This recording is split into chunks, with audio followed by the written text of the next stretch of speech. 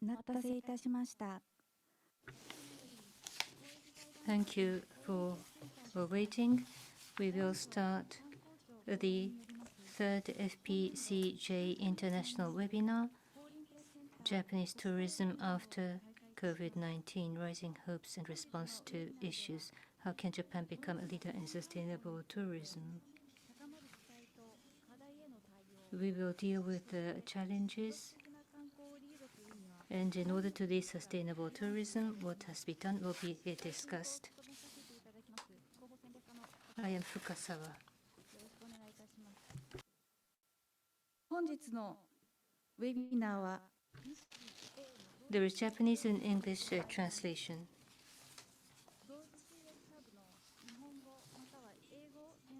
Please choose either English or Japanese.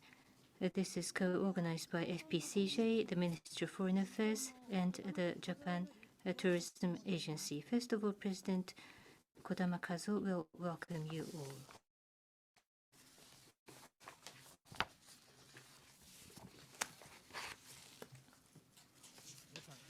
Good morning.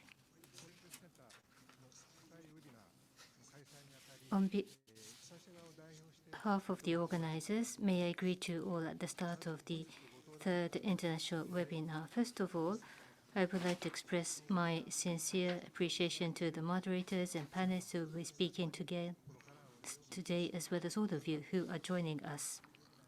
I would also like to thank the Ministry of Foreign Affairs of Japan and the Japan Tourism Agency of the Ministry of Land, Infrastructure, Transport and Tourism for their support. Last month, the Japan Tourism Agency released a draft of its basic plan for the promotion of tourism-oriented nation, which sets a goal of increasing the number of foreign visitors to Japan, in paying attention to sustainable tourism, increasing consumption, and promoting regional attraction. And there is a goal that by 2025, the foreign visitors to reach 31.88 million, which is to go beyond the level of 2019. Attracting both inbound and domestic travelers to Japan is expected to produce significant results, such as increasing travel-related consumption and revitalizing local communities. But in order to attract more visitors, it is extremely important to provide high value-added tourism while meeting the diverse needs of the travelers. The key would be the preservation and use of the environment, transmission, dissemination, and inheritance of culture. And we believe that sustainable tourism and the revitalizing sustainable development of the local economy are mutually reinforcing each other. Today's symposium will be moderated by Mr. Murayama Keisuke, President of Yamato Gokoro, and panelists will include experts in tourism administration and policy, as well as foreign correspondents in Japan. In addition, the panelists will discuss other issues with real voices from tourist sites around Japan. I would like to take this opportunity to say a few words about the Foreign Press Center. The mission of FPCJ is to assist the foreign media in the coverage of Japan, so that diverse and accurate reporting on Japan can take place around the world, and was established in October 1917. We are often mistaken for FCCJ, Foreign Correspondents Club of Japan, but FCCJ is a press club, and we are a distinct, separate organization. At our place, we hold press briefings aiming directly at foreign correspondents in Japan and the planning and implementation of press tours that serve as a bridge to local coverage by foreign correspondents. If you have got to know about the Foreign Press Center for the first time because of today's webinar, please do visit our website. We have a variety of useful information on our external communications activities, and I welcome you to utilize our information. I hope that this symposium will provide you with an opportunity to rediscover the attractiveness and potential of Japan tourism. Thank you.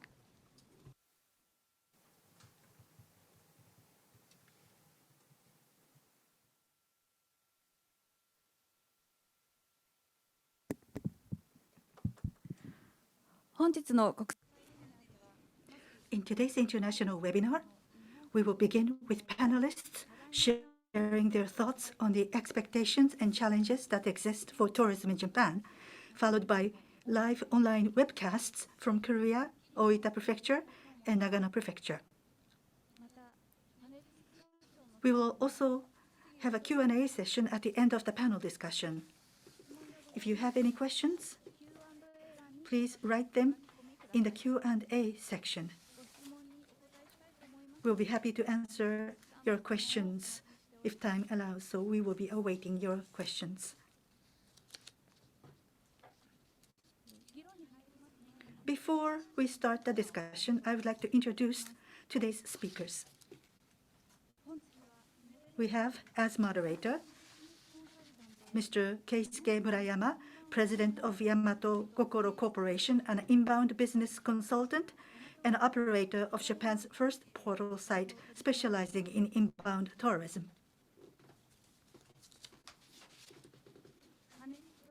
The panelists are Ms. Kanako Morito, Chief Researcher at Jalan Research Center, which conducts research on the future of inbound tourism and sustainable tourism. Mr. Walter Sim of the Straits Times, Singapore's largest daily English language newspaper, who has visited various parts of Japan to report on the Japanese tourism industry to the world, including the voices of people within the tourism industry.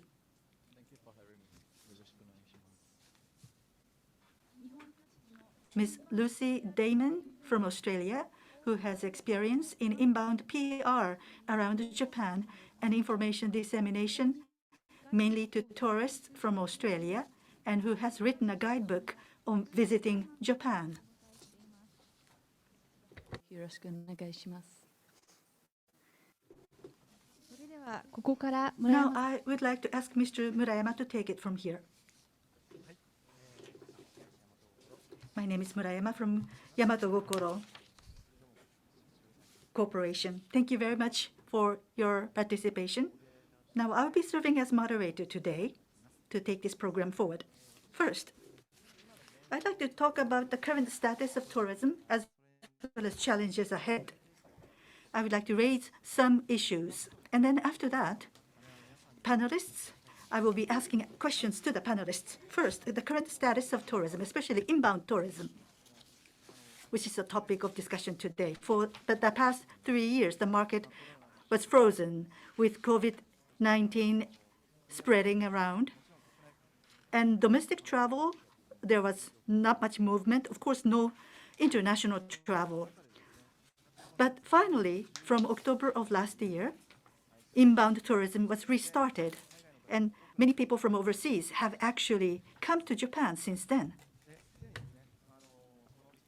And in January and February, 1 million per month is the number of overseas tourists coming to Japan. So it's getting very close to the number we had prior to COVID-19. But there are challenges, which is shortage of labor. We don't have enough people at lodging accommodations as well as tourist destinations. So there is no further capacity to accept more visitors, not just for increases in inbound tourism, but domestic travel has also been resumed. So that is why there is a shortage. And even if inbound tourism has come back, there has been a blank for the past 3 years.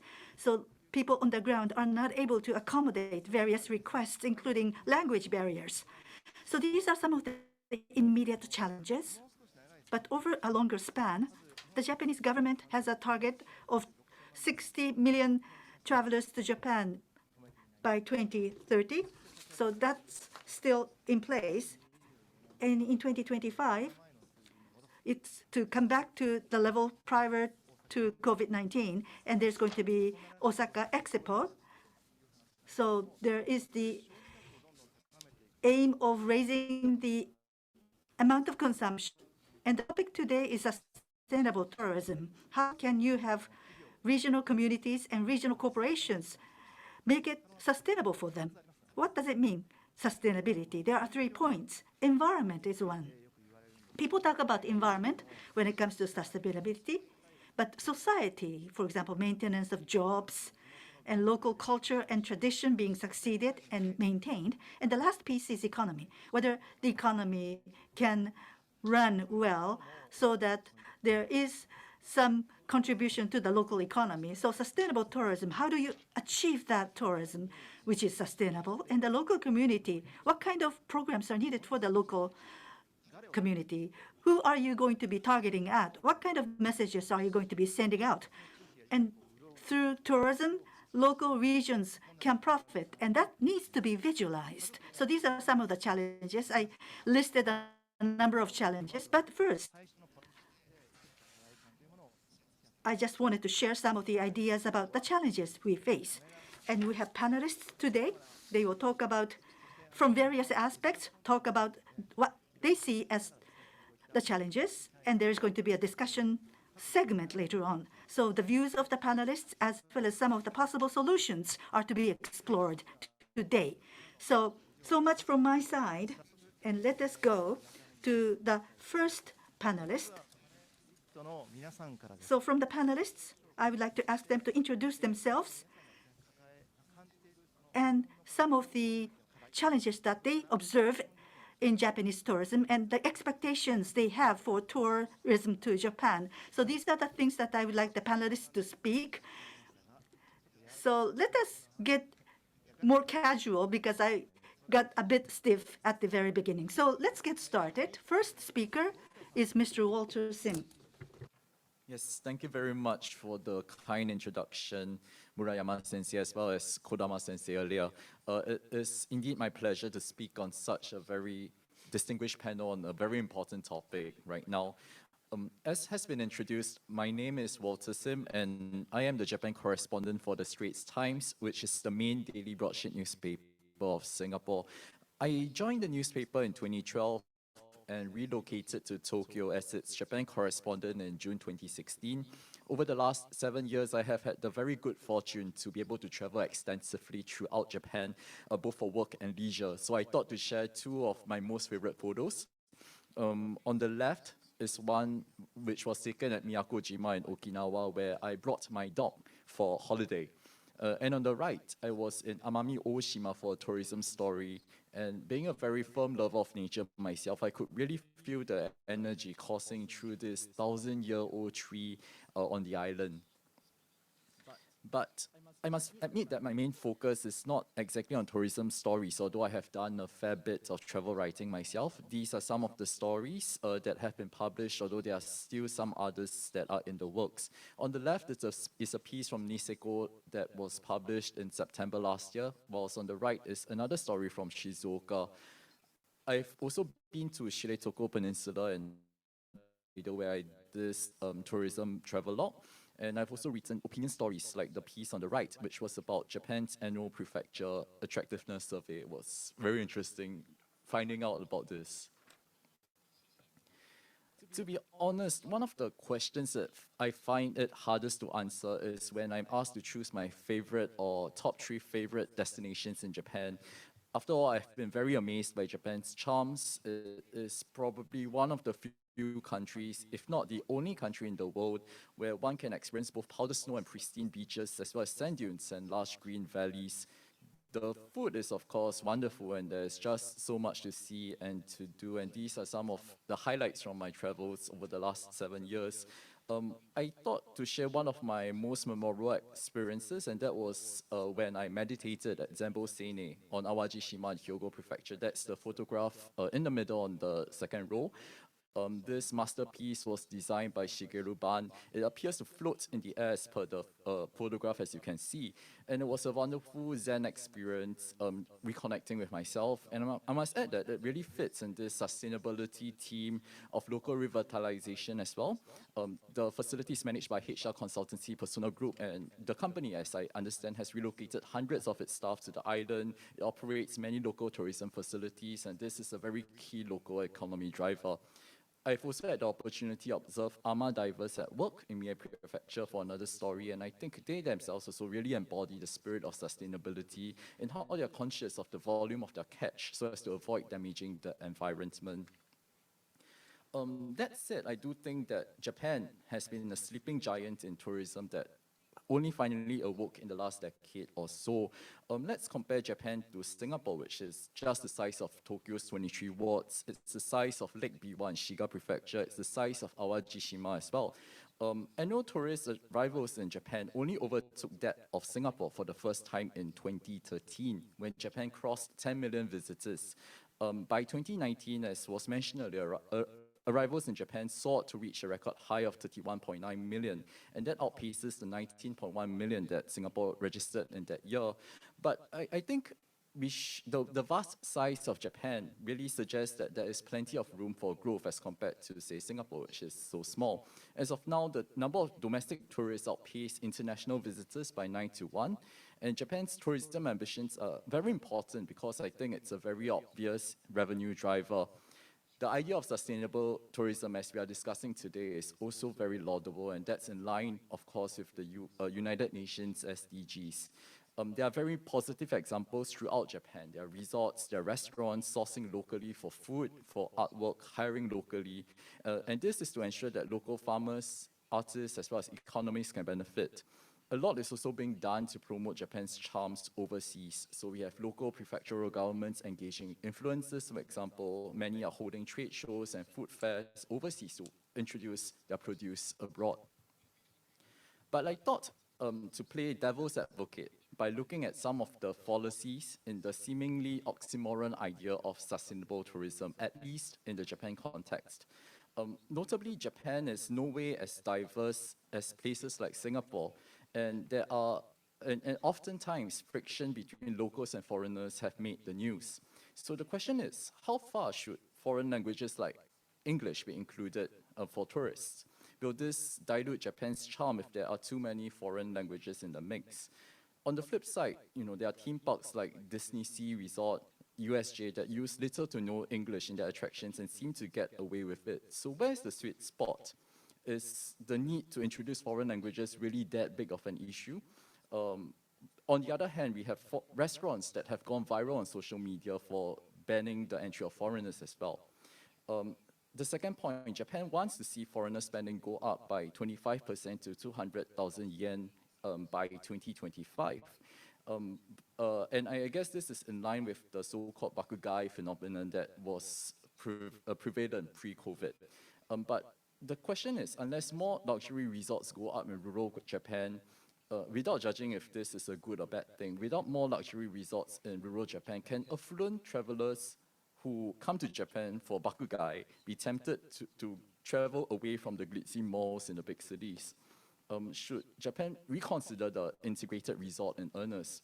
This was the discussion that was ongoing during the time of the late Prime Minister Shinzo Abe, but seems to have died down of late. Despite the unpopularity of casinos, there is plenty of potential for MICE, for theme parks, for shopping, if the risk of gambling can be managed properly, as can be seen in Singapore. And if Japan does not succeed in luring tourists away from the big cities, if the big cities get even more crowded with leisure and business travelers, how can the country manage over-tourism? Even before COVID-19, we see that Kyoto was struggling, was suffering, and there were even reports that the bamboo forest in Arashiyama was being vandalized. Should a tourism tax be imposed in more places, like how Kyoto, like Miyajima and Hiroshima, as well as in Niseko have done? And how should Japan ensure that tourists travel sustainably? Without a car, it's next to impossible to get around in rural areas, as many of you might know. But yet, rental car companies are largely renting out vehicles that run on gasoline. Can the mobility as a service model take off as a tourism service? I think these are some of the questions that have to be answered if Japan wants to be more sustainable in its tourism.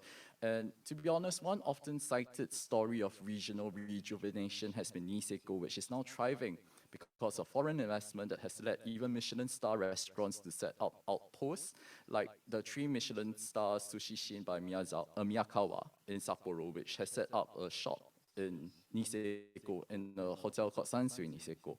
Of course, investment is a good thing, and those who have survived has thrived. And in Niseko, new hotels and resorts, I understand, are also greener in their building materials in terms of their carbon emissions. destinations as well. But on the flip side, there are some issues in Niseko, such as the fact that no more onsen licenses are being granted, especially around the Anupuri region, because there has been over-digging for hot springs. There are growing fears, I understand, of a water shortage as well. And the rise in foreign investment has also led to some friction with the locals. So how should towns like Niseko manage it? And this leads to the question as to whether there should be more Nisekos. Does Japan want more Nisekos? And if so, how can Japan create more Nisekos? My personal observations and expectations of post-COVID-19 trends thus far since Japan eased border restrictions in October, especially from my friends who have visited Japan, is that they seem to be prioritizing the big cities first. There are new attractions that have popped up, such as Super Nintendo World in Osaka, Ghibli Park in Nagoya, or Shibuya Scramble Square in Tokyo. And in the absence of 3 years, I guess, means it's a very key chance to catch up with places that they really miss. And I think it would not be soon before long that foreigners go back to off the beaten track Japan as they had before COVID-19 in bigger numbers. Of course, now is a good time to visit Japan given the value of the yen. Everything is cheaper. But I cannot help but wonder if the eye-popping tourism figures that were cited earlier, 1 million each in January and February, I believe, could have been more impressive if not for the fact that runaway inflation is a global problem, rising cost of living in many home countries, especially and inflation in many places are rising at an even faster pace than in Japan, and this could be an obstacle to travel right now. Looking ahead, I am very heartened to see sustainable tourism getting more popular, and the fact that such a panel discussion can be held shows that it's a topic that the government is taking very seriously. Hopefully it can help in rural revitalization, and I'm really excited about the potential for emerging forms of tourism such as ecotourism, adventure tourism like hiking, like mountain biking to explore nature, as well as art tourism as can be seen from Triennales in places like Setouchi or Niigata. Let me end off with what I think is one of the most beautiful sunsets I've seen in Japan. This was taken in Awajishima last year. Yeah, let me stop here for now. My LinkedIn and author pages can be accessed through the QR codes on the screen. Thank you very much. はい、ウォルターさんありがとうございました。最後の写真も Thank you very much. That was a lovely photograph. I am from Kobe. Awajishima is close to my homeland. Very nice story. Thank you very much. 自己 So let us turn to Lucy. Introduce yourself and start your discussion, please. Hi, my name is Lucy Damon. Firstly, I'd like to say I feel a little bit bad following Walter because he had such beautiful photos and deep research. So excellent work there. Obviously, he's a very professional journalist. So yeah, I will just basically do a little bit of a brief rundown about my relationship with Japan and how I ended up being in Japan and working here. I first came to Japan in 2013 to ski in Yamagata, Zao. My family were big skiers. I planned to come for like 2 weeks. I fell over on the second day and ended up in a hospital, so I just stayed in the hotel drinking asahi for the rest of the 2 weeks. It didn't deter me from coming back to Japan. Of course, it's a beautiful place. So I came back in 2015. That was when there were a lot of like cheap flights between Australia and Japan. You could fly return for like 500 Australian dollars, which is maybe like 5万ぐらい, less than that. So I came when I was university. I was just finishing university, I think. Or I was in my first job. So it's an affordable place to come. I wanted to explore a lot more because I'd only seen such a small part of Japan. So I came back and just did the typical golden triangle. And I think that experience from like 8 years ago now has really informed my approach with how I teach people about Japan, which I'll go into a little bit more. Then 2016, I came back to live. I didn't know that much about Japan still, even though I'd been back and forth, but I wasn't super invested in like a lot of friends who moved to Japan, like anime culture or like Japanese culture. I hadn't studied Japanese. Honestly, I was a little bit ignorant, but that also kind of gave me an opportunity to learn about Japan through like fresh eyes with no assumptions. So I feel kind of lucky that I got to approach Japan in that way. So I came back in 2016 after working as a music journalist in Australia. I thought I'd be in Japan maybe 6 months, do like a working holiday, kind of escape my life in Australia and become an English teacher. I am not a very good English teacher. So I quit that and I started helping one of my friends who was running a travel writing program, bringing Australian students to Japan to learn how to become a freelance writer. So I quit my English teaching job, broke the contract, very unprofessional. And then I started doing that and started freelancing. And at that same time, it was leading up to the 2020 Olympics. It was still a few years out, but there was a lot of opportunity to take media trips and fam trips, so I started freelance writing again, and I got on a lot of those. So it was a great opportunity to see different parts of Japan that I didn't know about, I hadn't done much research about. So I did that for from 2017 to 2019, just working as a freelance content writer and doing work with Navi Time Travel. That was my first main content writing job, and then picking up freelance work, and there was enough surprisingly at the time. And then after that, 2019, I met my business partner, Yuichiro Tamada, and we started a creative agency together because my background was comms and writing and his background was marketing. So together we started an agency called YL Projects, Y for Yuichiro, L for Lucy. And a lot of the projects that we worked on, especially myself because of my connections, was travel-related projects. So creating content for different prefectures, mainly written content, some photography content. And then, yeah, basically I've been doing that since 2019. We've expanded, we've worked with different tourism boards all over. I still do occasional fam trips.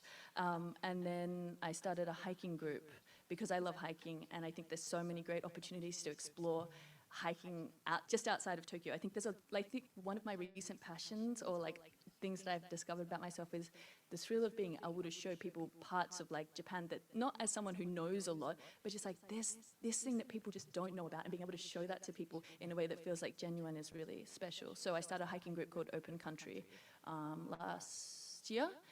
So we run occasional hikes just as kind of a club. It's pretty casual. We usually go out Takao or Ome or something like that. I think yeah, when it comes to looking at the different well, firstly, some of my favorite places, just quickly. I really love places in Japan that combine the traditional part of Japan with kind of more contemporary ways of thinking. So not necessarily Tokyo, old meets new, that's a great campaign show or whatever, but more so places like Kinosaki Onsen in Hyogo, where people who can experience authentic onsen culture, but they don't feel scared because they have tattoos. It's a tattoo-friendly onsen place. Places like Onomichi in Hiroshima is a really special place because they've been able to capture what I think is one of the biggest assets that Japan has as a tourism destination, which is its natural assets. Turn it into a place that you can go and explore a traditional town. Onomichi is a traditional town. Also have been injected with this new life of young, I'd say, entrepreneurs trying to start new things there. And then of course you have the Shimanami Kaido cycling route, which is such a stunning route. So I think that's definitely one of my favorite places. And then there's one in Komatsu called Takigahara Farm. Little bit conflict of interest, not necessarily. I think it's an amazing place, but we've been doing some work with them. That was founded by Kurosaki-san, a man who started Ide, a furniture company here. They sold it to Muji. He's kind of a little bit of a crazy genius. He found a place in Komatsu and he wanted to start a commune farm there. So basically there's a really beautiful design-driven farm there. I've told a lot of people about it. I love it, and I think that it's just a great way to explore a different side of Japan that people don't necessarily expect. And it's quite accessible because it's quite international as well.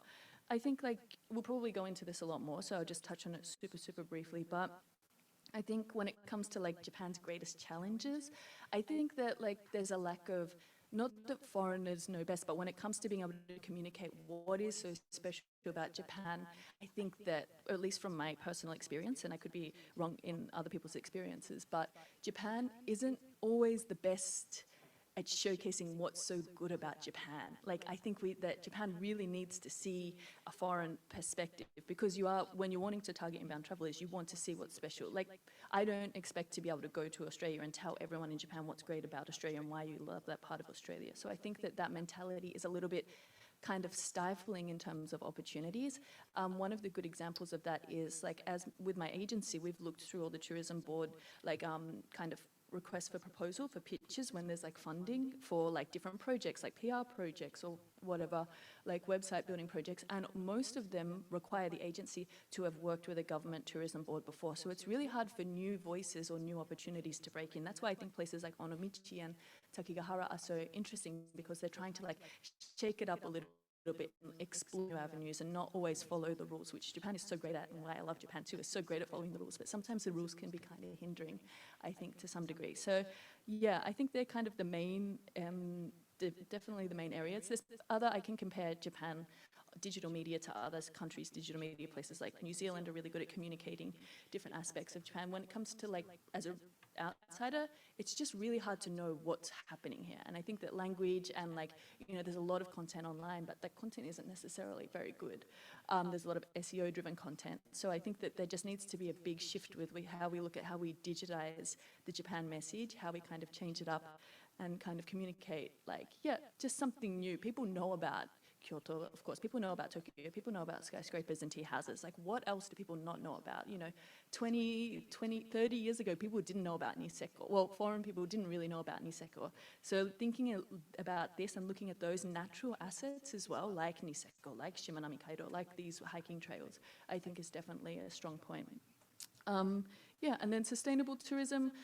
It's tricky. I think that when it comes to looking at sustainable tourism from a Japanese perspective, or when I've done like a fam trips, a lot of the time businesses are trying to hit the SDGs and get the ticks, and that might be, you know, a bamboo toothbrush in the hotel, rather than actually looking at, like, there's more to sustainable tourism. Like we said, sustainable tourism is about environment, it's about society, it's about economy. It's not just about, like, having paper cups now instead of plastic cups. So I think looking at sustainable tourism and teaching businesses, I think that the intentions are good, but being able to teach businesses, especially in regional areas, and inform businesses on what sustainable tourism actually means, because those things are a great sign, but it doesn't necessarily kind of reflect the good intentions and the kind of ambitions and hopes of the businesses. So yeah, I'll kind of leave it there. I think I've taken up enough time for the moment, but thank you for listening. はい。 Thank you, Lucy. The next, Ms. Morito. Thank you. From Jalan Research Center, I am Kanako Morito. As for my personal career, I started as a researcher at a research consultancy, which was a group of recruit. But I turned to travel sector around 2005, and the Jalan Research Center, where I am now, this is a research organization of domestic and overseas travel. It is like a research institute or think tank. That was around 2007 that I came to this organization, so I have certain years of experience in this sector. My area of expertise was to conduct research, but basically I was studying the Japanese behavior. But as I looked at the data on tourism, sustainability became important. I think it was like 5 or 6 years ago that I personally became deeply interested, and from sustainable tourism I decided to start my research. Then there was the COVID pandemic, and now this is the so-called SDGs boom, so to say, that at schools in Japan, in different places, there is lots and lots of attention on SDGs. It's almost like a buzzword, SDGs everywhere. But finally, I think there is rising awareness of SDGs in Japan. That is my observation. As I listen to my colleagues, panelists here, the Japanese people, when they are obliged to do something, Japan has a strong sense of responsibility, but to enjoy, to be positive on their own volition, maybe they just feel obliged to do something, they feel forced to do something, and they might enjoy it a bit more.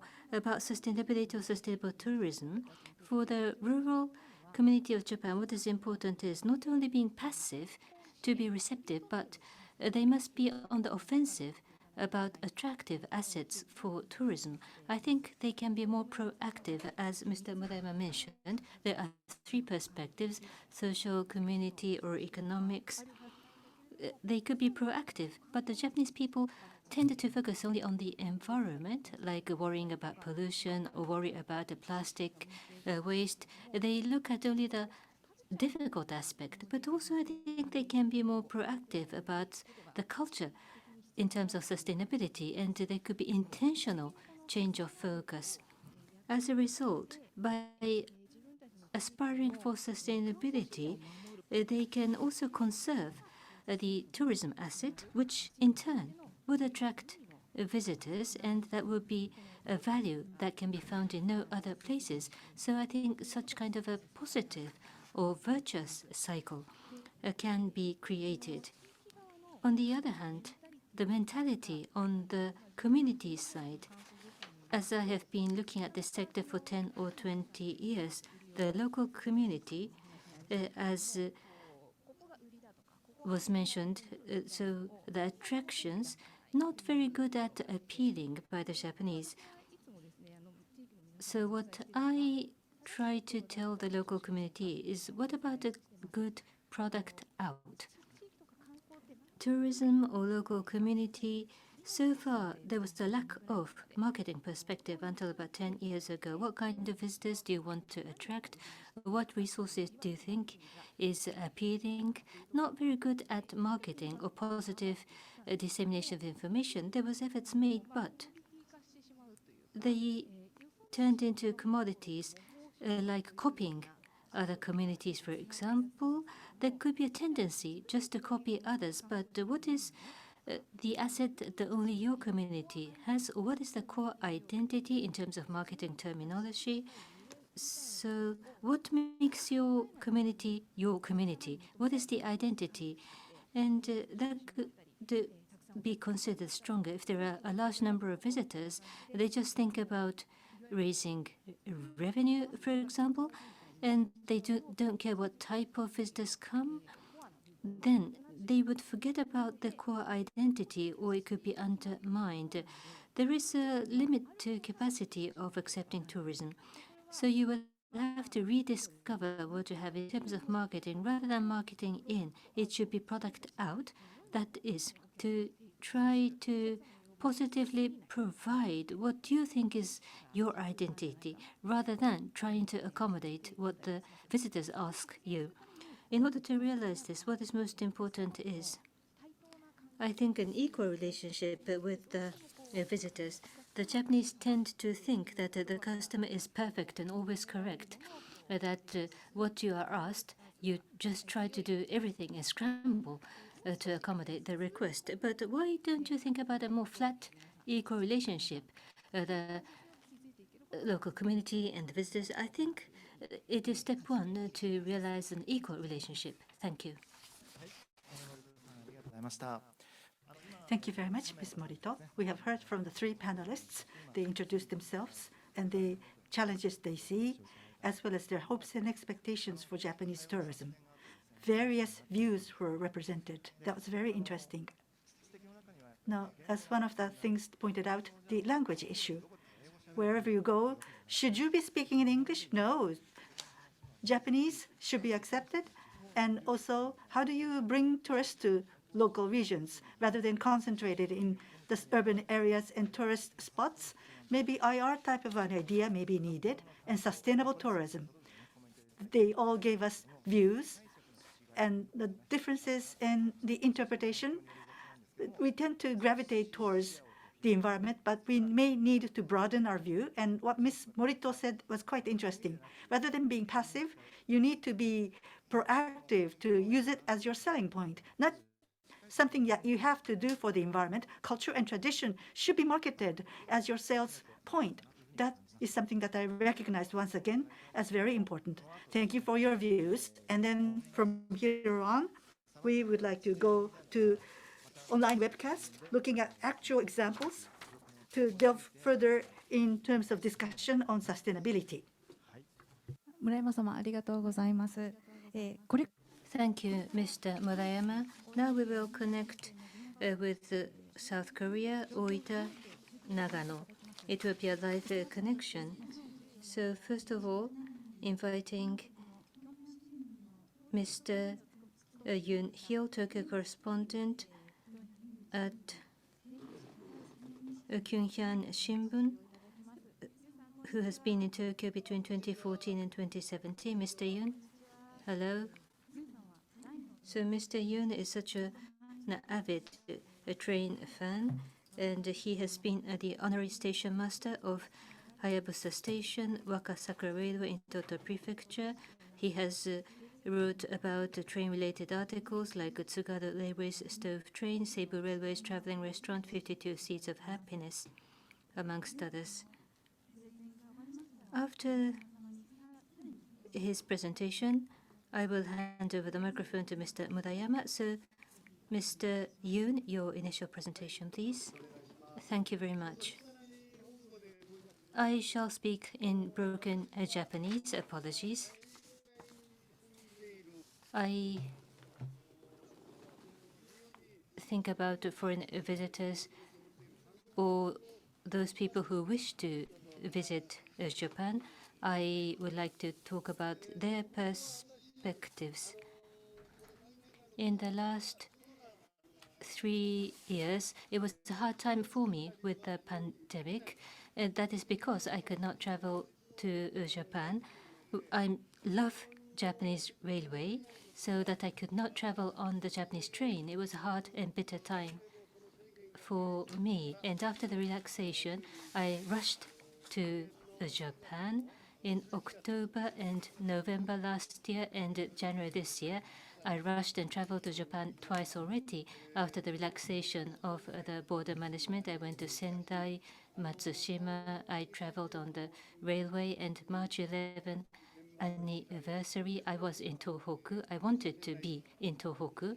I went to Sendai and I saw the active reconstruction activities, which I was happy to see. Because I love railway, I will tell you why I love a Japanese railway. Plus, I would like to talk about possible improvement in order to attract foreign visitors. First of all, why do I love Japanese railway? Japanese railway, it covers entire Japan, all corners to all places across Japan, to the end to end. You can go by railway. As far as I have observed in other countries, this kind of extensive railway network, there is no other country. This is indeed one mode of sustainable tourism infrastructure. I think it would be a very strong asset going forward.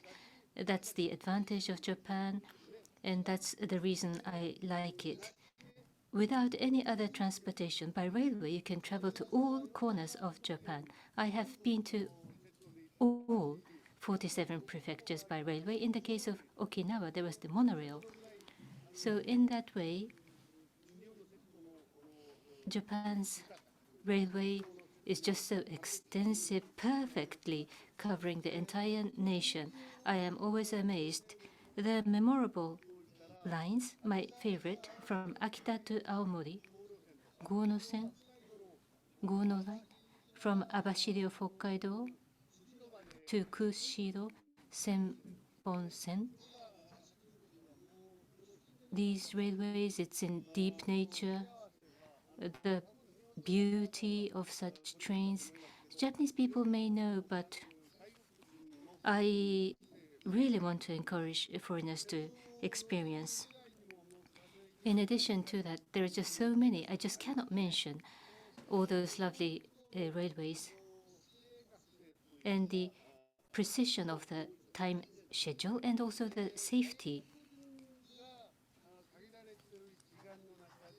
There is limited time if foreigners visit. So if foreigners come to Japan, they worry if they can manage their schedule according to the timeline. But Japanese railways allows precise time management, which is excellent.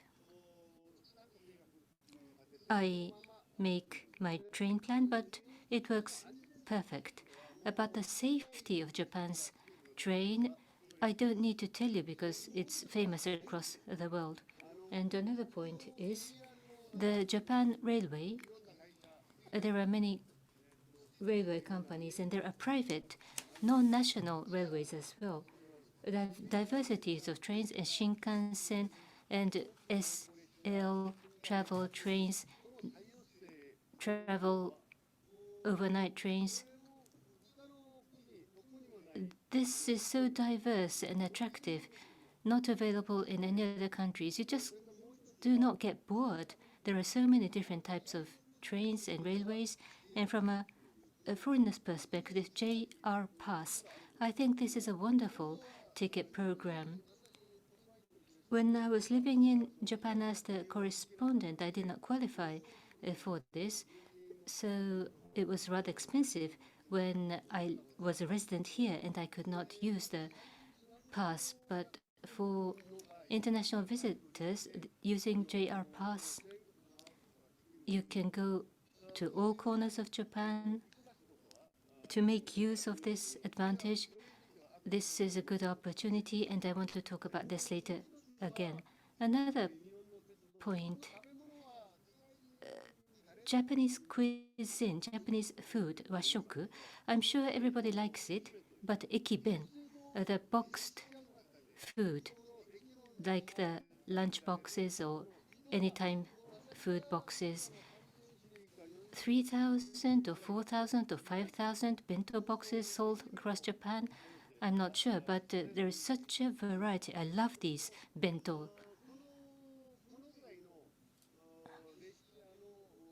And I spoke about the wonders of Japanese railway.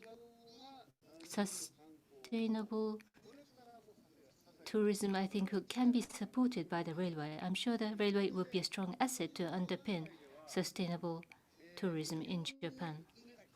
My request, if I may, to the government of Japan or railway operators or to the Japanese people, Japan's attraction, I think, is railways in Hokkaido and in different places. Many railway lines are being abolished or shut down. For the local community, it's a very sad story, but for myself, for an avid train fan, it's so heartbreaking. The strength of Japan, the attraction of Japan for Japanese tourism, it's a loss of your asset if you shut down train lines. To create sustainable community into the future, to expand sustainable tourism in the future, railway is, I think, the most important foundation infrastructure. My strong request, of course, economic viability could be the reason to shut down train stations or lines, but thinking about the future, I strongly request that please do not close the lines, my strong request. If I may, maybe there could be a little bit of an improvement in terms of railway for the purpose of tourism. The JR Pass, that's excellent, but there are two proposals, if I may. JR Pass, so that's operated by Japan Railway Company, and it's a reasonable price and can travel to all across Japan. But sometimes when you're traveling on Japan Railway, and sometimes you have to pay an extra when Japan Railway does not connect, and you have to use private railway lines, and you would be perplexed, difficult to explain about this system. So if you think about the entire services, I wish that the railway companies, the JR and non-JR railway companies can get together, consult, and I'm sure this is resolvable. When travelers use Japan Railway, the extra payment, this could be a difficulty or a huge question for the foreigners. I ask the Japan Railway and other railway companies to get together and overcome this challenge of this complicated system. And there could be more additions onto this JR Pass. It's like 30,000 yen for 7 days, but for example, Tokyo, Saitama, Kanagawa, Gunma, Chiba, What about a lower price but limited in geographic area, like Tokyo and neighboring prefectures, for example? So a kind of a different level of tickets for different geographic sizes and with different levels of prices. I think there will be more users because the JR Pass, it covers entire Japan. Uh, so if you try to go all the places, you don't have enough time within 7 days. So what about a limited geographical zone, but at a lower price, which people can reasonably travel within the limited days? And as was mentioned already, over-tourism is a challenge. In places like Tokyo, Hakone, Kyoto, Arashiyama, Osaka, Fukuoka is becoming one of them. It is just overcrowded. But other places, like where I like Shimane, Tottori, Yamaguchi in the western part of Japan, including Kagoshima in Kyushu, Miyazaki, these are places where there is not much international visitors or difficult for international visitors to travel. For example, Tottori, I like it very much. The sand dune, Tottori Saki, it's a wonderful place.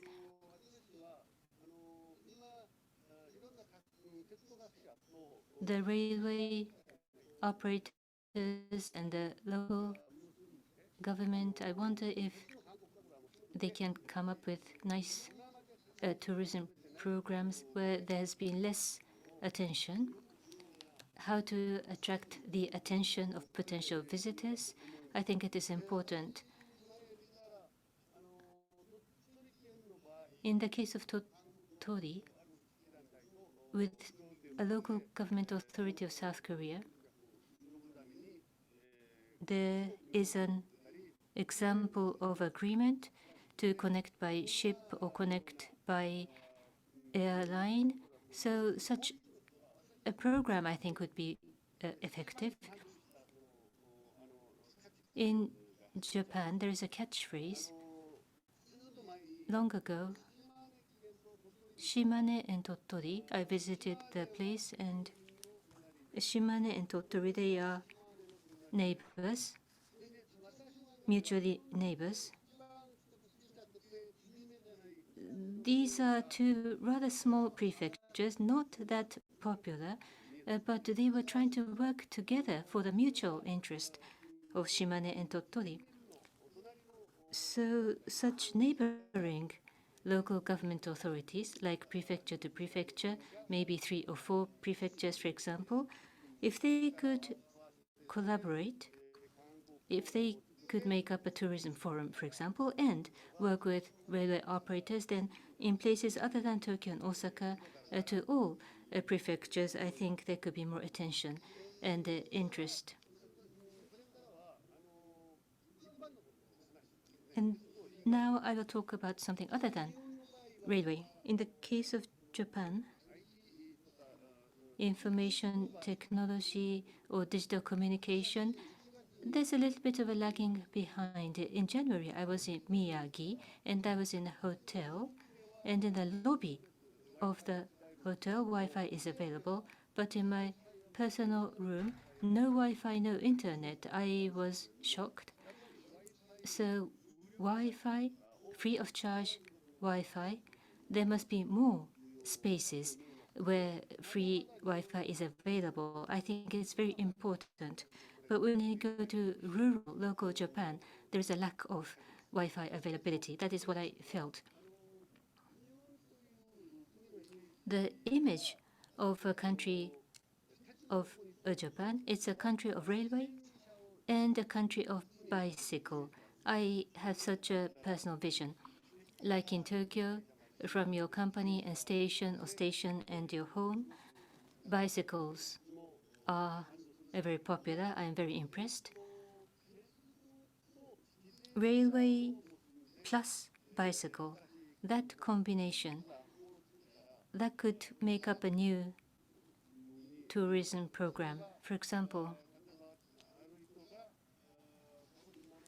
let's say in Ibusuki, Kagoshima, if you arrive at the Ibusuki train station, And in front of the station, if a bicycle can be leased right away, and within the area traveled by bicycle, the person can enjoy the tour, and sand onsen, sand hot bath, for example, can be enjoyed. So that is leveraging a Japanese strength.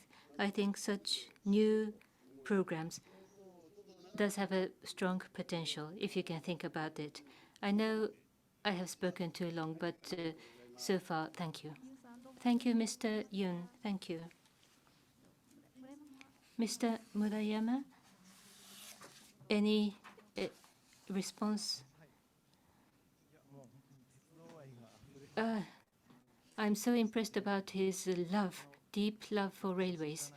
And he knows so much more than I have noticed or I know, and he has extensive experience. I have learned a great deal. Am I supposed to continue to speak, or could I ask questions to my fellow panelists? Because I think rather than my comment, I want to invite Mr. Water, for example. So mobility, transportation were discussed extensively. And what is your response, Water?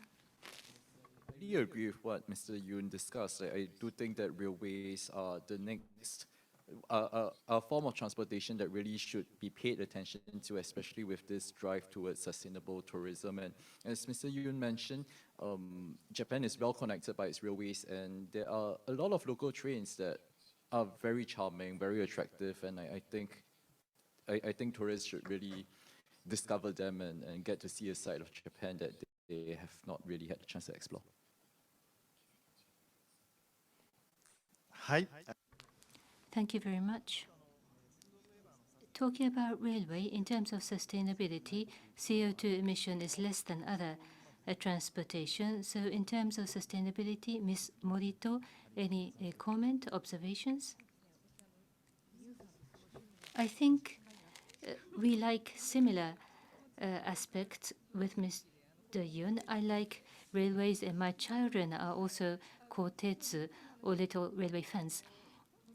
And the closing down, shutdown of local lines, yes, like Hokkaido, and during the Golden Week holidays, I plan to go to Kushiro, Hokkaido, but Hokkaido, it's lovely. And how on earth did you place the railway in the beginning, you would think?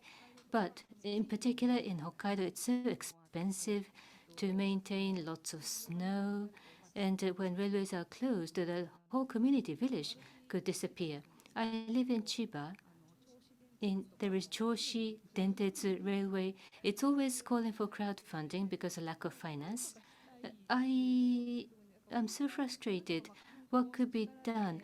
By tourism, could we not finance the economically non-viable little railways? The convenience might not be exactly convenient, but as Japan Railway and the non-Japan Railway, that it is not seamless. But it's not only international tourists. The Japanese also have trouble, like changing trains or buying the ticket. The ticket price is different from this site, and not this vending machine, but that other vending machine. And even for the Japanese, it's very complicated and difficult to buy the ticket. So it's not exactly seamless. It's just one step prior to seamless. I strongly feel, could something not be done by the JR and non-JR railway companies? And I strongly agree with him. Thank you. Lucy, you also cover rural Japan. You use trains as well here? And the attractiveness or some challenges, can you tell us? A lot of the media trips that I did was by car, kind of, unfortunately. But I do, like, personally, when I do travel a lot by train. I think, like, one of Ms. Yoon's comments that kind of resonated with me was the opportunity for the JR Pass to be such a valuable kind of communication asset, or like tourism asset for inbound travelers. When I hear from people who are coming to Japan, they're always asking me, oh, should I buy the JR Pass? Which JR Pass should I get? Like, it's a question that does come up a lot. I think sometimes they're a bit confused about it, but with my company right now, we're creating a whole lot of article content for a client, basically giving people guides to different JR passes and how they can basically explore different parts of Japan through those JR passes. For example, Kyushu has a JR pass, there's a JR East pass, there's all these different types of JR passes. So maybe if people learn about these passes, it could be a really good avenue for people to then learn about regional areas along the way that they wouldn't have actually accessed before. So I think that it's a valuable, I don't know, intentions of the JR Pass, but it's probably one of Japan, at least from my perspective, one of their strongest kind of tourism, assets at the moment, especially with when it comes to just the accessibility of travel. So yeah, it was very interesting. I used to live near Yoyogi Koen, and I always watch the kind of densho otaku, taking all the photos and stuff, so I admire your dedication, Mr. Yun.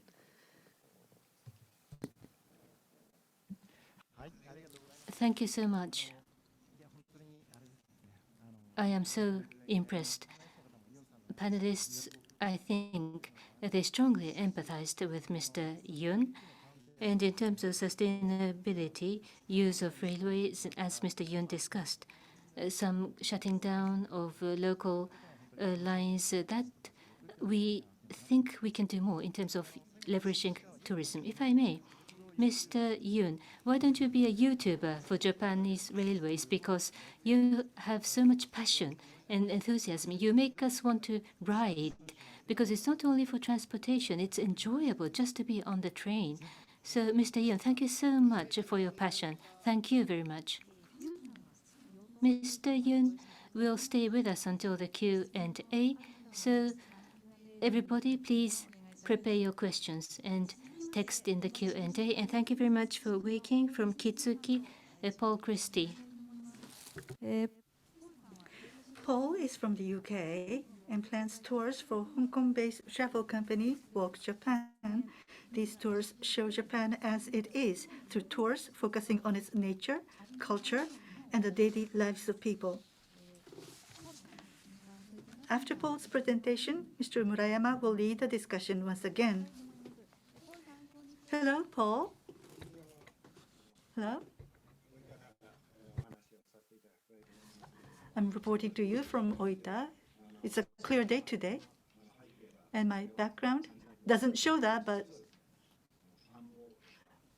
there are rice paddy fields, low-lying mountains, a lot of greenery in this area. It's in the central part of Kunisaki Peninsula. I came here about 20 years ago.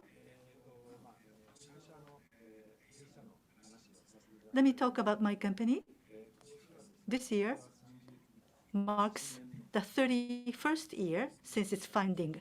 1992 is the year that the company was established. It's come out of Hong Kong University. And the people, the founders, two of them, they were professors at the university. So their students were brought to Nakasendo from Hong Kong. And through walking, they are to do research on Japan, study Japan. That is how it started. Going back to Hong Kong, their colleagues, when they heard that they had been to Japan, they were told and asked to set up such an enterprise. And that was the start of Walk Japan. And 5 years after, in 1997, I was a guide, like tour leader. That was the mission given to me. And about 20 years ago, in 2002, I immigrated to this region. And the company was small, but I became a manager of the company. And since then, until the emergence of COVID-19, we've been growing very much. Even at the time of Fukushima nuclear power plant accident, we were flat, and the market itself was down 30% or so.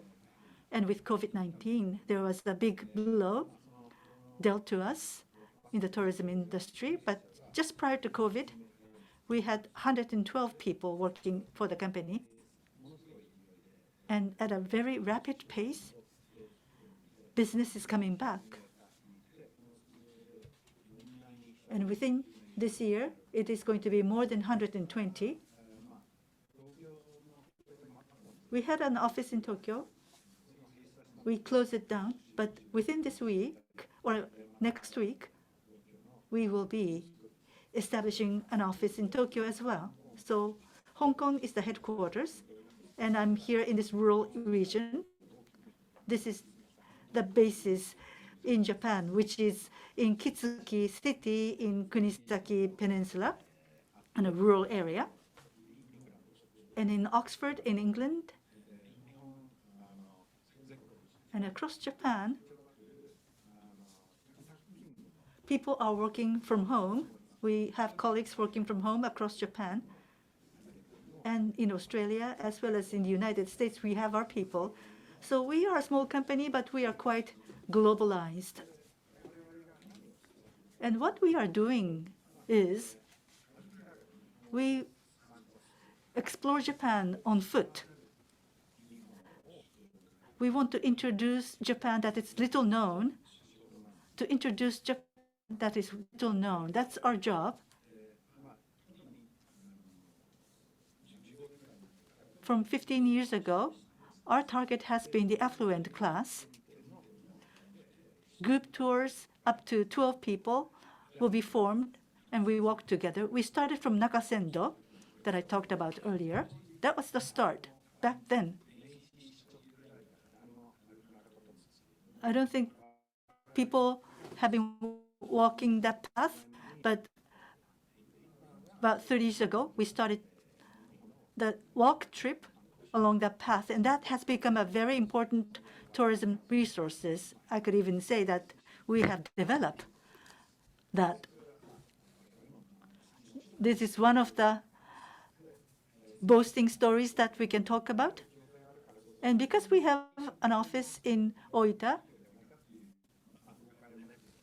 we are sometimes misunderstood as we are doing only tours in Oita.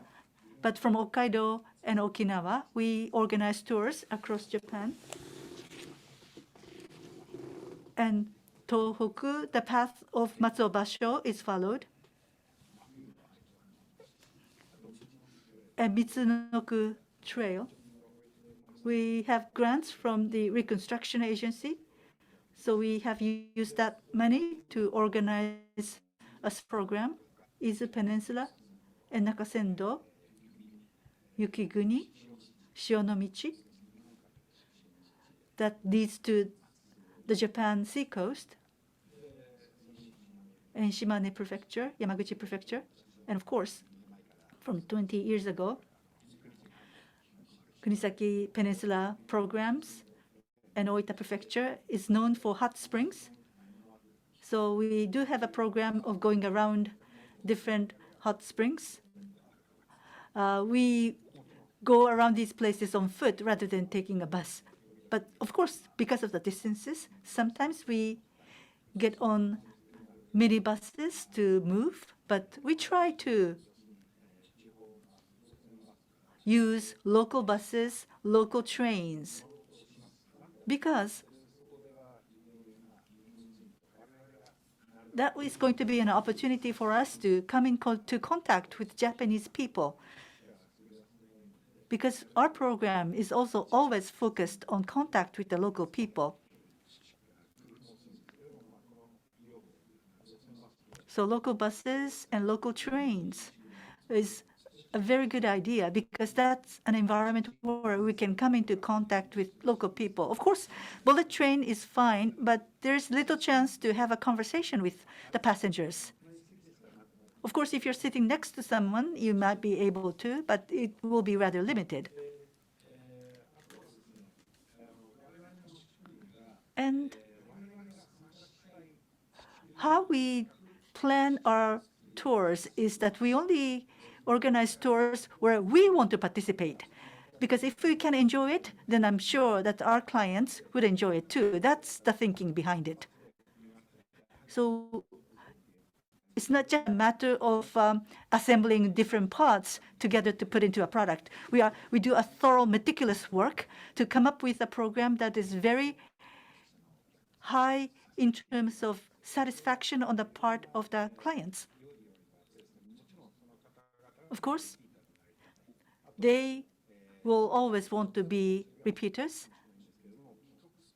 And after they go back to their home, they become brand ambassadors for us, and they also become ambassadors of Japan.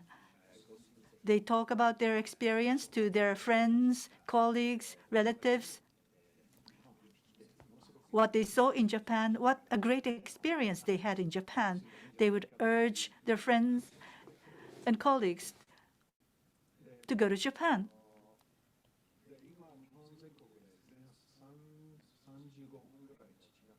There's about 35 programs that we offer as our tour programs.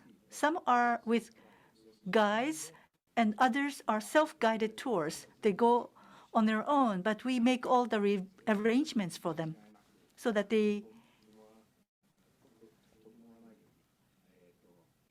can go to various places without problems. We give them materials, and we gave them contact information so that they can get to the places they are intending to go. This has started from about 5, 6 years ago, growing at a very fast pace. And 2 new plans every year we develop.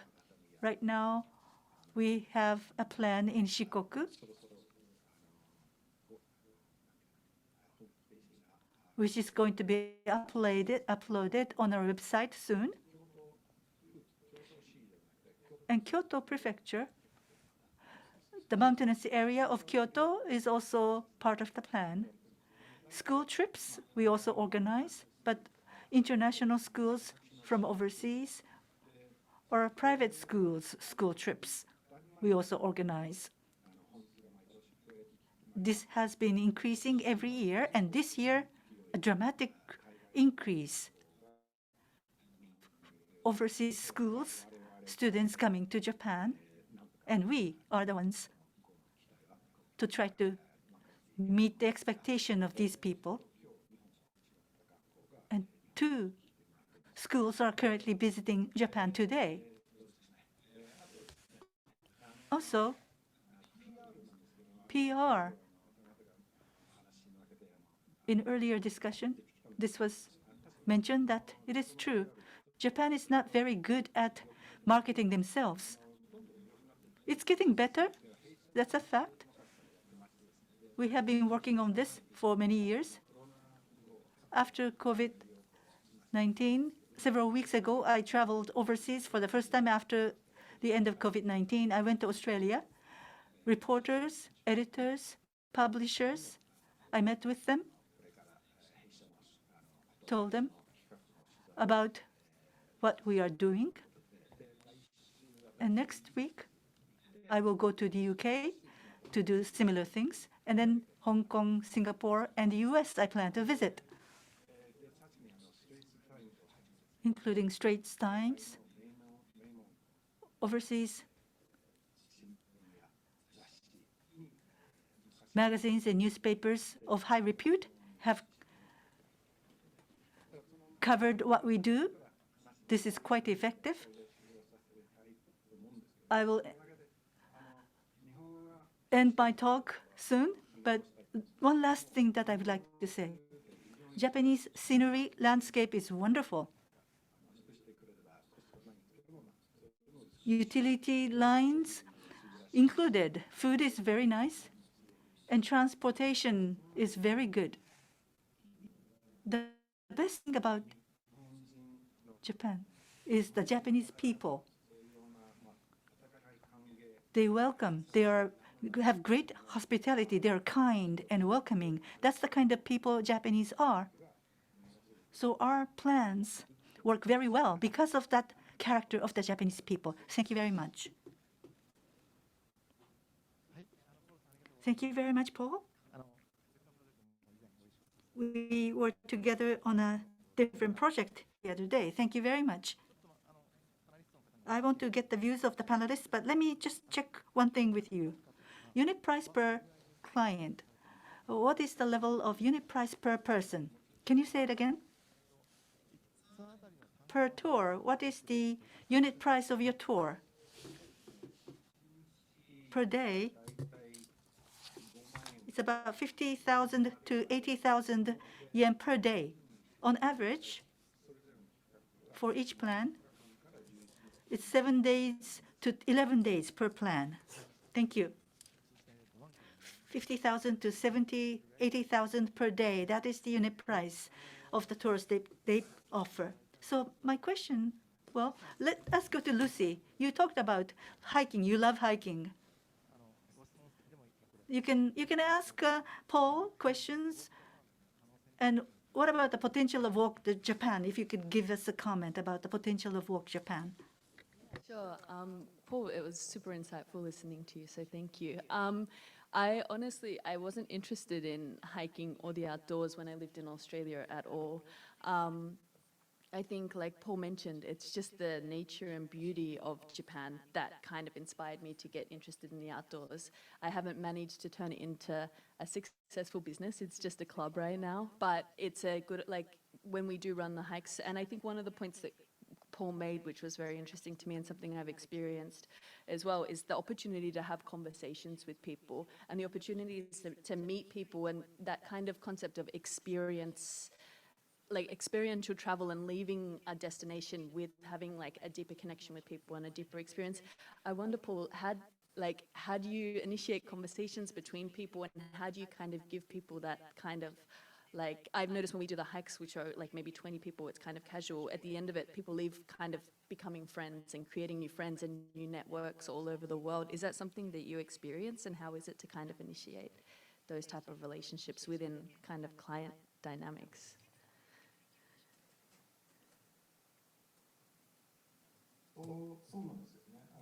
Exactly. Basically, Japanese people are people with high level of curiosity. When you're close to them, they would talk to us. They would initiate a conversation. I'm a British person and I'm rather shy, but I've been here for so many years. I've become more like Japanese. So I can approach local people, for example. What is the name of this flower? I don't know. That's one way to initiate a conversation. Or what do you do for a living? Those are things that you can start such a conversation very easily in Japan. That's the culture here. In Britain, that's not the case, but in Japan, people don't shrug you off. They reply. Very polite. Quickly, what's your favorite kind of walking or hiking trail in Japan now? I'm interested in Michinoku. I haven't done, but I'm interested in doing it soon.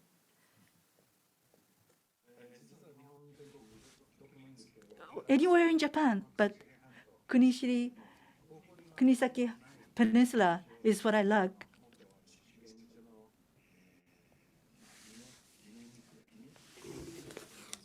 Monks, ridges. There's a path that you walk on a ridge.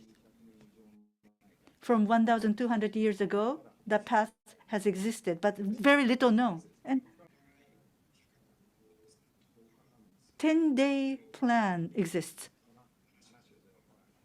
And I talk about this to people in Oita. They say that for 10 days, what do you do for 10 days in Oita? In Kunisaki Peninsula, is it worth it? Local people ask me. They don't know what they have here. Thank you very much. I think we're pressed for time. たくさんポールさんにはThank you very much. Of course, there's so much we would like to ask Paul for places other than big cities like Tokyo and Osaka, that there is abundance of scenic spots, including historical sites and trails. But thank you very much. And there was a reference to Nakasendo. So why don't we invite the people from Nagano, where Nakasendo runs through. Paul, thank you very much at this moment. So Tatsuno-san of Nagano, thank you for waiting. So we will connect with Nagano Prefecture. So we have Mr. Tatsuno from the prefecture, and Mr. Kaneko from the Tourism Bureau, and they will tell us about the adventure tourism.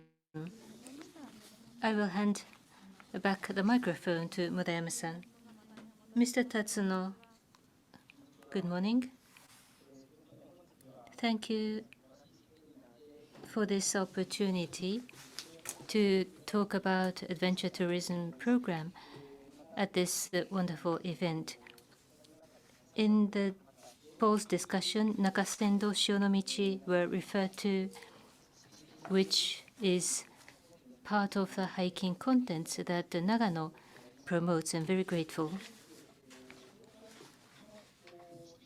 I have prepared some presentation material, so allow me to use these slides. I'm trying to share my presentation.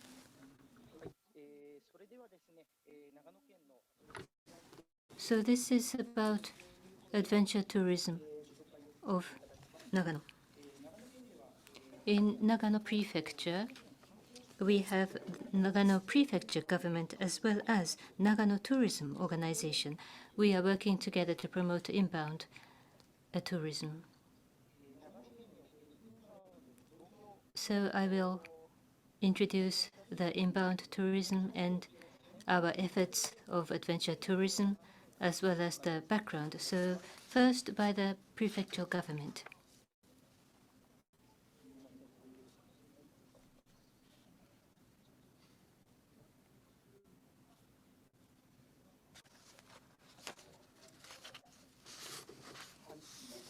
Thank you for waiting. I will also invite my colleague from the Nagano Tourism Organization about the packages and programs. So first, about the inbound tourism. This is the Japan Tourism Agency statistics, and the international visitors who stay overnight, it peaked in 2019. Please look at the pie chart on the right. And this is the number of international visitors who stayed overnight according to where they came from. And most of them, more than half, comes from China, Hong Kong, and Taiwan, and Australia, 8.8%. Quite a high percentage of people from Australia to Nagano. On the left-hand side below, there is the green graph. From June of last year, since the relaxation of border control, this is the trend of international visitors. If you look at December, 59.5% compared to 2019, so the rapid recovery of international visitors who stay overnight. Under this backdrop, Nagano Prefectural Government started to promote adventure tourism, and there are three major reasons. The first is during the green season of Nagano, we wanted to develop attractive destinations for visitors to stay for a long period. On the left-hand side below, we are popular for winter skiing tourism, mainly from Australia. People tended to come in winter for the purpose of skiing, but in other words, this meant that between May and October, during the green non-snow season, long-term stay was not developed, or we were not attracting sufficient tourism. The second reason is we wanted to increase the spending by the visitors, and therefore we had to think about how to increase the value added for the tours. And the third reason is the contents that our prefecture has and adventure tourism, there was high affinity. In the case of Nagano Prefecture, we have the Japanese Alps mountain. We are blessed with abundant nature. This is exactly the central gravity of the Japanese Honshu Island. And this already was the center of traffic. So we do have lots of history. These are the attractive contents. So by leveraging these strengths, as part of promoting inbound tourism, we paid attention, focused on adventure tourism. What we did so far in terms of adventure tourism, in fiscal 2018, we started proactive expansion of adventure tourism, and Nagano Travel Organization will talk about this later. So I will hand it over to Mr. Kaneko, Nagano Tourism Organization. Good morning. I am Kaneko, Nagano Tourism Organization. Can you all hear me? Thank you very much. So I will tell you how we have developed the programs. As Mr. Tatsuno mentioned, during the winter, there are many tourists, and behind myself you can see the photo of the so-called snow monkeys. The wallpaper is snow monkey, January and February. This is when the monkeys most like this hot spa. And the winter popularity started by people coming to see these monkeys. And Japan snow powder, backcountry skiers, mainly by Australia. These were another reason that raised the contents and popularity of Nagano. But other than those, during the green season, non-snow season, Paul of Walk Japan, they started to appeal about Nakasendo, and around 2018, we recognized how Nagano was popular also during the non-snow season. I am sharing my slide. Thank you for waiting.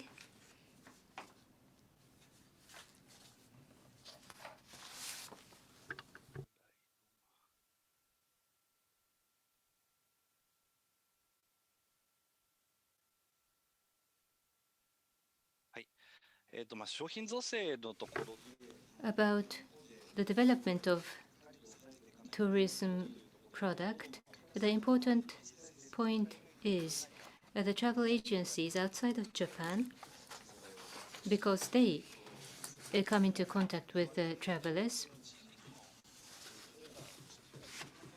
So what is important is the local operators or local guide who will be the ultimate coordinators. As was mentioned already, without undermining core identity, to tell about Nagano accurately, we need to cultivate the local operators and the local guide. So such efforts were started from fiscal 2018. And with ATTA, Adventure Travel Trade Association, so Nakasendo, as Paul mentioned, we focused on Nakasendo. We invited ATTA to the site, and with the central government funding from fiscal 2019, we started with Kiso Trail to develop the program. It's Nakasendo. There are many ancient pathways starting from Zenkoji Temple towards Togakushi. There is the Togakushi ancient trail of pathways. So we developed the programs in order to appeal to international visitors with correct information.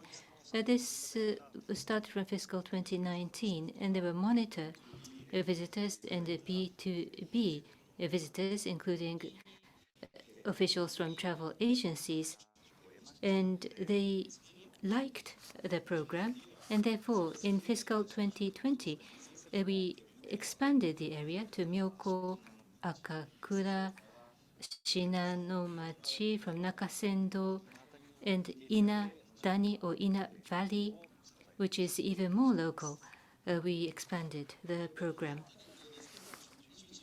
In fiscal 2021, there was the Adventure Travel World Summit to be expected in Hokkaido, and therefore we prepared ourselves to appeal and sell our contents. However, this ATWS in Hokkaido was only online because of the pandemic, and it was only an online event without people arriving.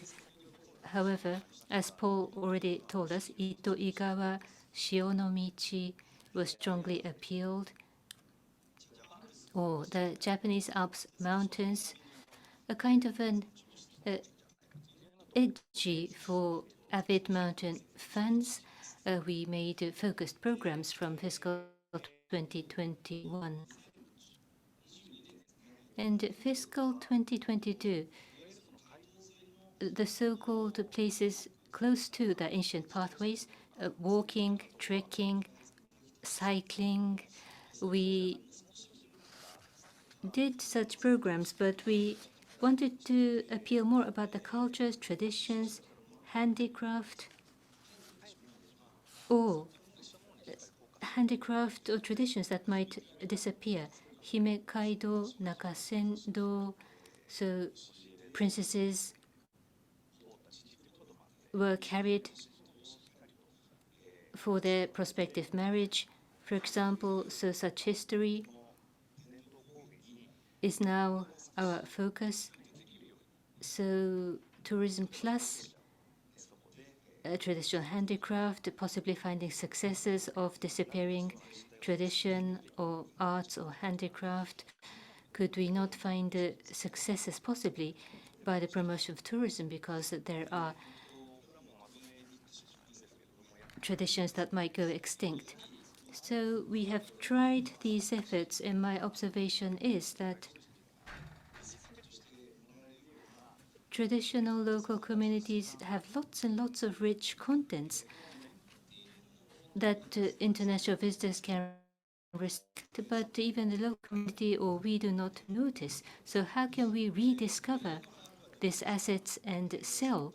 So who will do the packing, and to whom we can promote and sell these rich contents? It is still not clear, and the guides, the international residents in the local community who know the place, who know Nakasendo, Togakushi, or Japanese Alps, the guide, we have got to know more of them, but it's the commercial aspect, the so-called packing from only the golden route.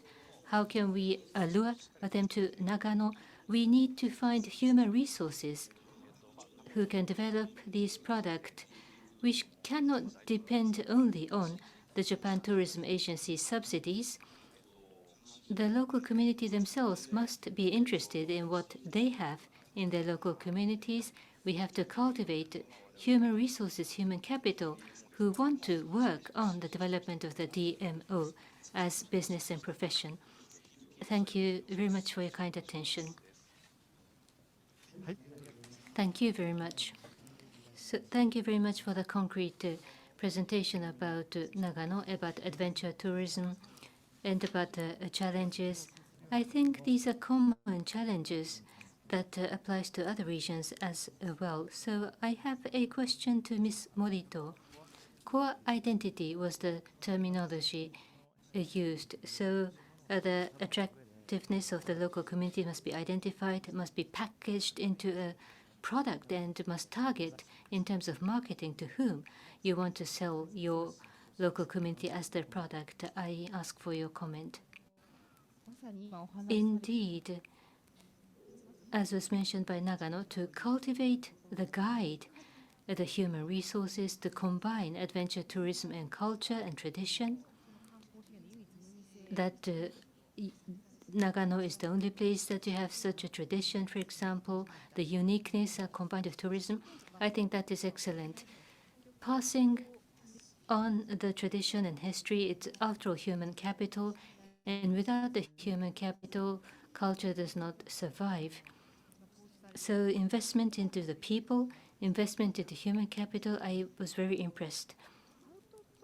And outdoor, I think it's difficult to differentiate your local community, partly because of pandemic. Indeed, there is a camping boom people just wanted to camp on their own, outside or outdoor. But this might be a characteristic of Japanese tourism.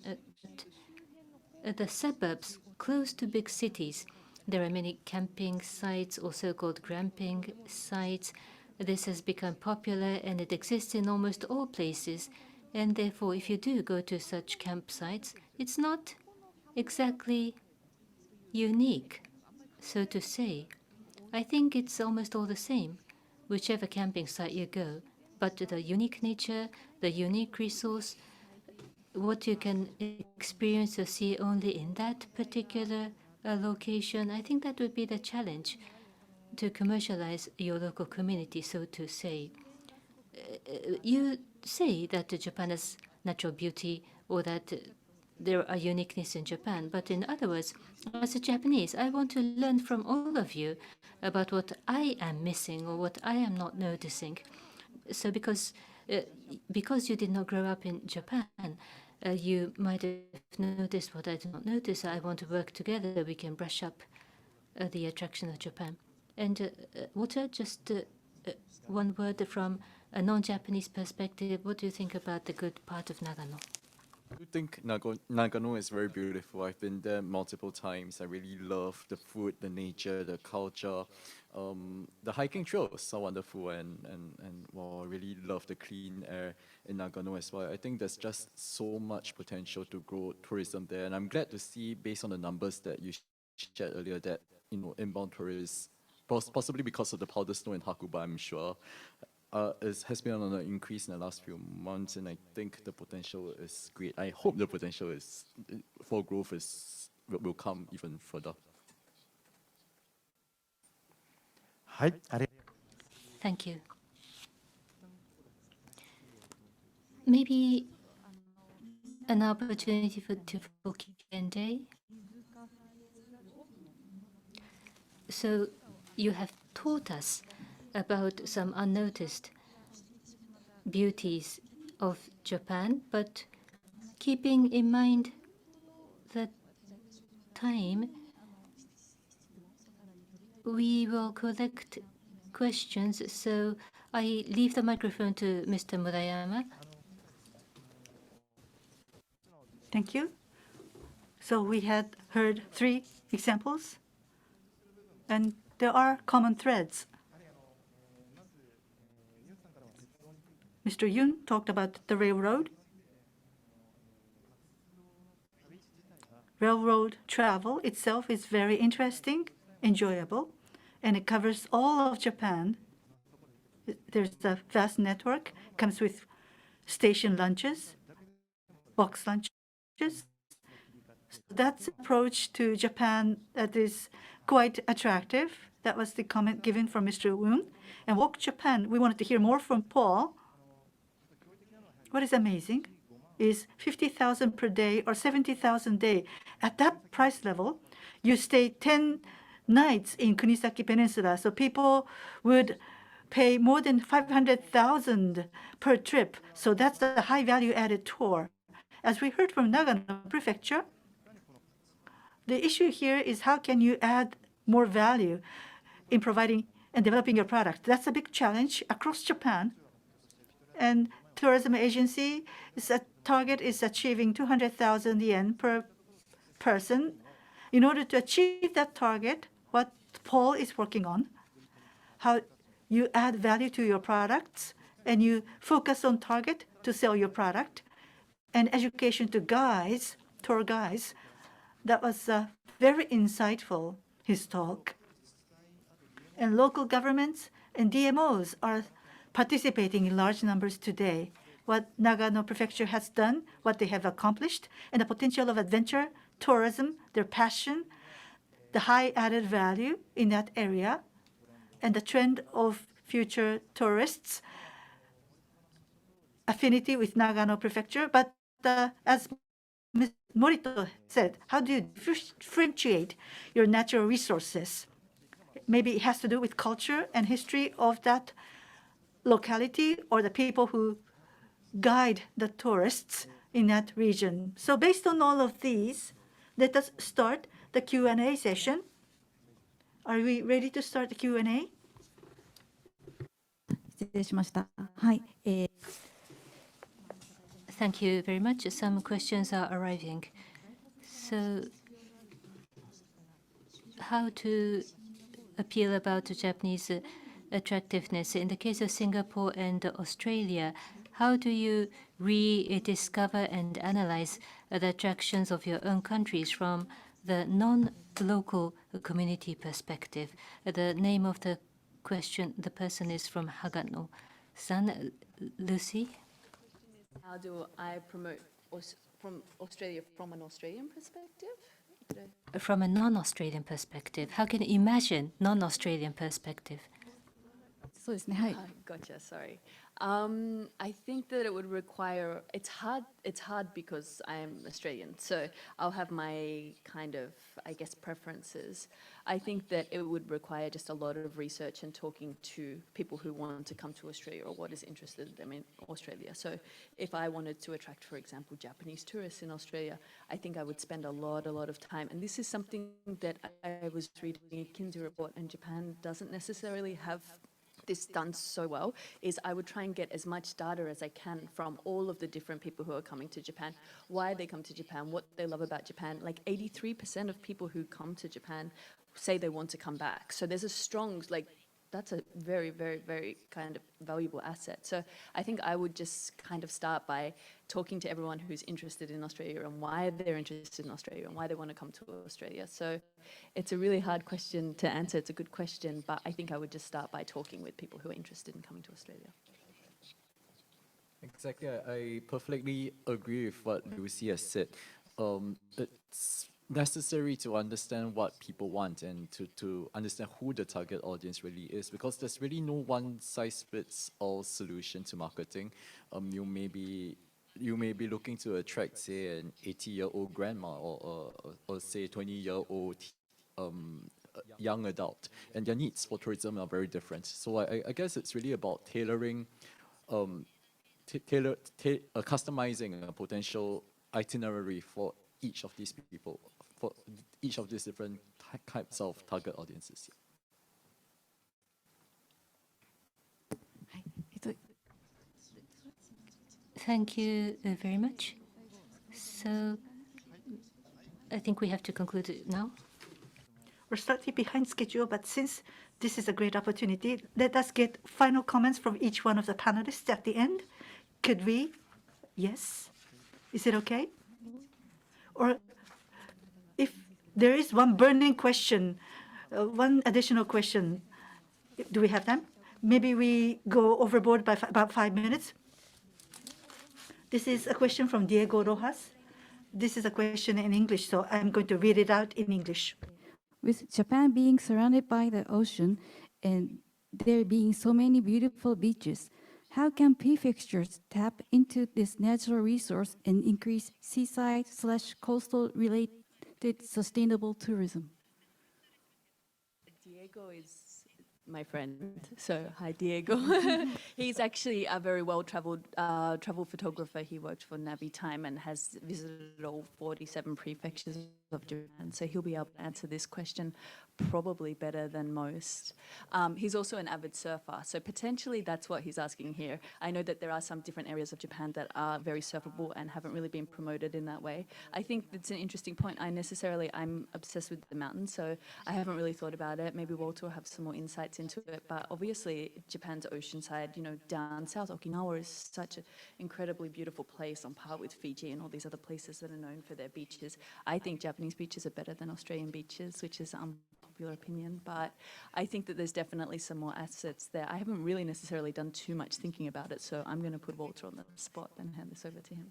Oh, thanks very much, Lucy. But well, Lucy might be obsessed with the mountains, but I'm obsessed with traveling around Japan's offshore islands. So I've been to places like the Goto Islands off Nagasaki.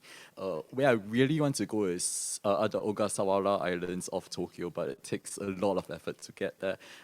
Yeah, as you pointed out, there really is a lot of potential. The beaches, they are absolutely beautiful, maybe even more so than Okinawa, which can get a little bit too crowded sometimes. But yeah, again, I think that it's really about getting a message out to the to foreigners and really trying to, showcase the appeals of the local attractions. I'm not sure what more can be done beyond, say, having more social media presence, for instance, or doing because I know that marketing budgets are ultimately rather limited as well. So I guess it's really about getting influencers, getting people in the know, promoting it to your friends, for instance, and hopefully the word will just spread from there. ありがとうございました。 Thank you very much. Thank you, and apologies that I interrupted, but maybe starting the wrap-up. So I will invite my panelists for their final wrap-up comment. So this is a rising expectation and hopes, and how can Japan become a leader in sustainable tourism? Rising hopes in response to the issues. So starting with Ms. Morito. So with this precious opportunity, I have once again considered the importance of quantitative data as well as listening to the real voices to be praised. I think it is important to be praised by international visitors and international residents from non-Japanese perspectives, what they like about Japan and about their private experiences. I think it's important. The Japanese are not used to being praised. I think they are not positive about themselves. But with this kind of communication, I think Japanese can be more positive and raise awareness about sustainable tourism. I'm sure Japanese can be more confident in ourselves. Thank you very much. And then water. I think regardless of what kind of tourism that we are looking at, be it, say, adventure tourism, art tourism, sports tourism, I think all this really falls under all this really falls under the umbrella of experiential tourism, and I think we must not lose sight of the fact that human touch, personal connection is really the most valuable gift that the tourist can take away from the travels. はい、ありがとうございます。 Thank you very much. Lastly, Lucy. I think that, like Morito-san's comment about praising what is being done well in Japan is super important and a nice one to end on. So I'll kind of just steal that a little bit. I think that it's easy to come here and say, oh, Japan's not doing this right and not doing this right and not doing this right. And I kind of seem to probably have fallen into that kind of category sometimes during this talk. But one thing that I do believe is that when it comes to things like sustainability and development and well, of course, technology, is once Japan kind of, sometimes even if the country is a little bit slower to catch to things, once it catches on to things, it does it with perfection and efficiency beyond most other countries. So when it comes to the sustainable future for Japan, I feel really positive. We can sit here and criticize different parts, but I think that, talks like this and interactions with different people and conversations is a really positive start. So I feel really hopeful about it. So thank you, and thank you to all the panelists. はい、ありがとうございました。 Thank you very much. So together with the three panelists here and with the online speakers from three locations, thank you very much for the last comments. And once again, how to realize sustainable tourism. I think it's important to accept Japan as it is. After all, rather than trying to develop something new, we already do have assets. So to appeal and ask international visitors to assess, evaluate, and learn about ourselves and to disseminate the information once again. And going forward in Japan, in order to become more sustainable, circulating the money, I think, is important. Without money, the local community would not be viable, and we cannot return to the local community.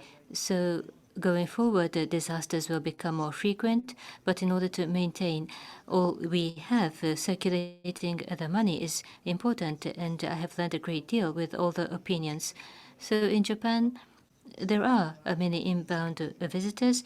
Yen is rather weak, so I think I have learned about the potential. There is a lot of positive feeling, and how to further improve sustainable tourism. We have learned a great deal. There were lots of hints.